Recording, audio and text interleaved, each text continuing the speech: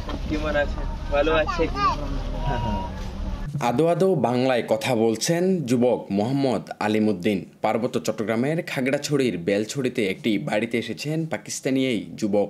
বাংলাদেশ পাকিস্তান সম্পর্ক বেশ টানাপোড়েনের, তবুও ঘটা করে কেন বাংলা শিখেছেন তিনি? কেনই বা এলেন চট্টগ্রামের এই পার্বত্য অঞ্চলে? কিভাবে শিখেছেন বাংলা? এমন প্রশ্ন মাথায় ঘুরপাক খাচ্ছে সবারই। সকলে জানি প্রেম মানে কখনোই রং, জাত কিংবা কোনো দেশের বৈষম্য বিচার নয়। প্রেম একেবারেই মুক্ত।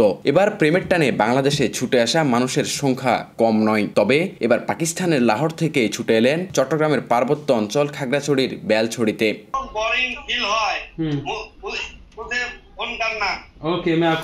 ফেসবুকে পরিচয়, এরপর প্রেম, অবশেষে খাগড়াছড়িতে এসে তরুণীর সঙ্গে বিয়ের পিড়িতে বসলেন পাকিস্তানি এই যুবক। তরুণীর নাম তাহমিনা আক্তার বৃষ্টি। তিনি খাগড়াছড়ির মাটিরাঙ্গা উপজেলার বেলছড়ি ইউনিয়নের উত্তর পাড়ার আলী হোসেনের মেয়ে। খাগড়াছড়ি কলেজের সম্মাননা তৃতীয় বর্ষের ছাত্রী বৃষ্টি। আর মোহাম্মদ আলিমুদ্দিন পাকিস্তানের লাহোর সিটির বাসিন্দা। তিনি একটি বেসরকারি কোম্পানিতে কর্মরত রয়েছেন।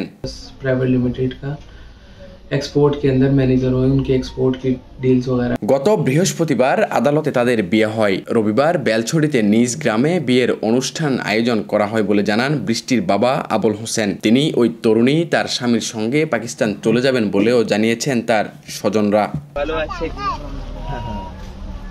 জানা গেছে ৮ মাস আগে সামাজিক যোগাযোগ মাধ্যম ফেসবুকে আলিমুদ্দিনের সঙ্গে তাহমিনার পরিচয় হয়। পরে কথা বলার এক পর্যায়ে দুজনের মধ্যে প্রেম হয়। প্রেমের টানে ১১ ডিসেম্বর আলিমুদ্দিন পাকিস্তান থেকে চট্টগ্রাম হয়ে মাটিরাঙ্গার বেলছড়িতে আসেন। এরপর উভয়ের সম্মতিতে বিবাহ বন্ধনে আবদ্ধ হন তারা। এখন তাহমিনার বাড়িতে অবস্থান করছেন আলিমুদ্দিন।